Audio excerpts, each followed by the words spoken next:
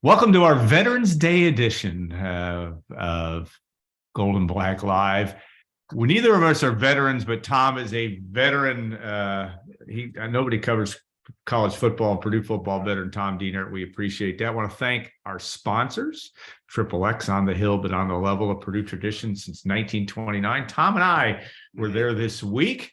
Had a Dwayne Purvis. It was really good. Saw Greg Erzman Company. We appreciate them very much. As well. State Farm agent Trent Johnson, our other sponsor of the show at trentismyagent.com. I don't know. I didn't follow up with Trent this week where his game is this week, or if he made the next round of the officiating in the high school football tournament. I know that the West Lafayette Red Devils will be going up to Knox tonight. I don't know what matters, man. That's all that matters. All that matters. And hopefully he got a chance to move forward. All right, Tom. It is what it is. And nobody seems to be too bullish on the Boilermakers, 6.5-point underdogs. Not trending well offensively, not trending well defensively, just kind of had a lackluster effort the last 2 weeks. So that would just add it all up and say they're going to play great on Saturday and pull up another upset. What do you think? First of all, let everybody know Alan Carpet gets cottage cheese at the Triple. Yes, I do, and it was good too. That's the only place I get cottage cheese. I don't understand it. We did have the root beer freeze. Oh, that was good. I digress. Yeah, who knows? The ultimate box of chocolates, if you will, Alan. What's Purdue going to do this Saturday? The last two have not gone well, obviously. That's the concern. You fall behind 21-0 at Wisconsin. Felt like the game was over in the first quarter after that pick six. It was 14-0 after less than 4 minutes. And then 17-0 last week. At home, you fall behind to Iowa in the blustery conditions at Ross-Ade Stadium. Again, Wisconsin and Iowa are good teams, the two best teams in the West. No offense to Illinois. But I think the manner in which Purdue lost was discouraging to people when they had still so much on the line here. And here we go, Alan, Champaign, Illinois, senior day. It's an Illini team that's hurting, coming off an upset loss at home to Michigan State that nobody saw coming. Maybe Purdue can continue Illinois' misery. We shall see. But as you said, 6.5-point underdog. Here comes Chase Brown, yet another great running back, and a cavalcade of great running backs Purdue's seen this year. And Alan, if he runs wild, Purdue probably has no shot to win this game. Yeah, and we know that early on in the season, Purdue was doing a great job against the run. It has not done as good a job. Last two weeks have been really problematic, including giving up 200 yards last week to Iowa. That is a key thing from this game. Purdue's got to come out and establish, one would think, some confidence. Aiden O'Connell also struggling in numbers that we just didn't expect to see. But there are a number of factors at play here. But all these things need to happen, one would think, if Purdue's going to make this a competitive game. Purdue's got no shot if O'Connell continues to struggle. Can we agree on that, Alan? Yeah, I agree on that. I think without a doubt. And when his struggles have been well documented, 5 interceptions total the last 2 weeks.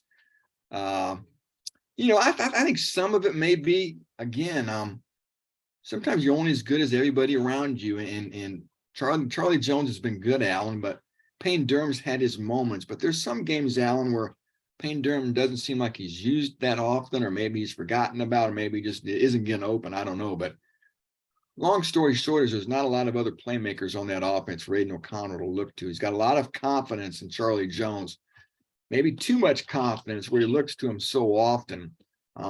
Can't blame Aiden O'Connell for looking to him, but defenses know that. So there's been a real issue with big explosive plays of late for this offense. And also Devin Mockabee. Let's talk about Devin Mockabee and the need maybe to feed him the ball a little bit. Yeah, I'm not saying he's Earl Campbell or Gale Sayers or Walter Payton, but he's one of the best backs Purdue's had in recent history. He's proven, Alan, he is a legit Big Ten running back. Why not give him a chance to maybe show what he can do in this environment, and maybe create a push and create some room for the Aiden O'Connell pass game, because Illinois is going to have to. If Devin's running good, obviously Illinois is going to have to deal with him, and that could create some opportunities for Aiden to throw it. Yeah, you talk about Iowa and Wisconsin being the two best programs in the league. Illinois has, beaten beaten both of them this Yeah. year, but it is just it's been a upside down season in a lot of ways in the West Division, and now I think the way that the West Division has come together, it's like everybody in college football is saying, boy, you got to get rid of these divisions, because you've got obviously the two best teams in the East Division, maybe the three best teams in the league in the East Division probably, and they're not going to be playing for the Big Ten championship come the first weekend in December. Yeah, that an interesting part of all this. Again, Purdue has that chance to.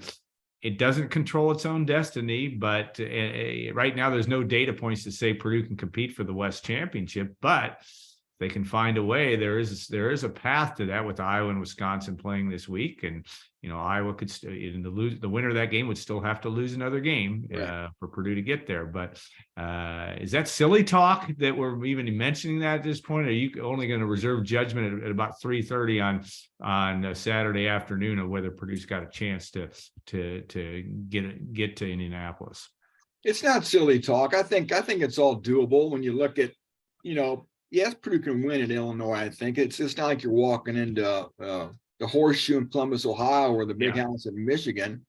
And we talked about Wisconsin, Iowa. We know one of those is going to get a loss this weekend. And if you look at their schedules, Alan, whoever wins that game is going to have a couple tough games too that they could maybe lose. Yeah. Illinois still has to go to Michigan after they play Purdue. So there's opportunity for losses for the teams that Purdue needs to lose. And then you look at the Boilermakers, Alan. Obviously, step one is winning Saturday, and then you got to win out. And you have Northwestern at home, then you go to Indiana, probably the two worst teams in the Big Ten. So it's not crazy talk at this point. It's still on the table. And again, we'll see what motivation that does provide Purdue on Saturday. You think it will be ample motivation, right? And boy, you talk about domination, Alan. Purdue has really had their thumb on Illinois. It's uncanny. 5 wins in a row in Memorial Stadium. I went back to 1994. I think Purdue was 16-6 against Illinois since 1994. They're just an unbelievable run here against this program, especially over there in Champaign. It's crazy. Yeah, Jeff Brom has had success. He did not in 2019, but I think other than that, it's been good enough from that standpoint. And I think that plays it out in a very, very interesting way. Yes, Illinois in essence could really if it beats Purdue tomorrow, it only really has to beat Northwestern to win the Big Ten West. So it's kind of the chance to do that. Now, I agree with you, and Northwestern is dangerous just because they started to play better in a weather game last week against Ohio State. You have to be concerned about that. And that's the last thing I want to ask about this weather thing. And I get it's going to be cold tomorrow and maybe a little bit blustery, but not terrible. Just the fact that Purdue, has not played well in bad weather. Jeff Brom seems to kind of talk about it. Do you think does that infiltrate? Is that a self-fulfilling prophecy? I know he doesn't want it to be that way. I get that, but or does Purdue just need to go out and win a game when they can see their breath, so to speak?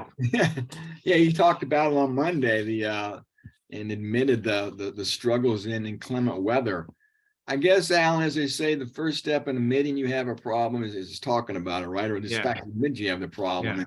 And we could go through the issues, the games where Purdue's really struggled in bad weather. 2018 Minnesota, 2018 Eastern Michigan over there when they got beat. 2019 Illinois.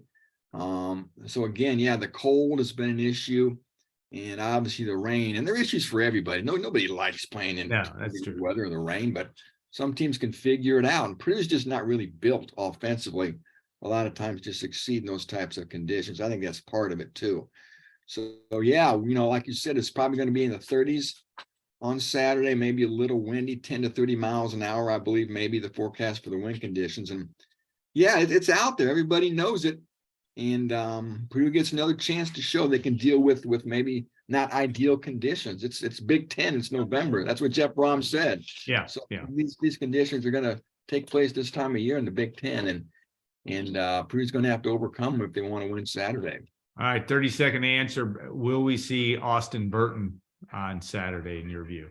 I think we will. I mean, why not? I mean, you got to empty your bucket, Alan. This is it. This is the point of no return.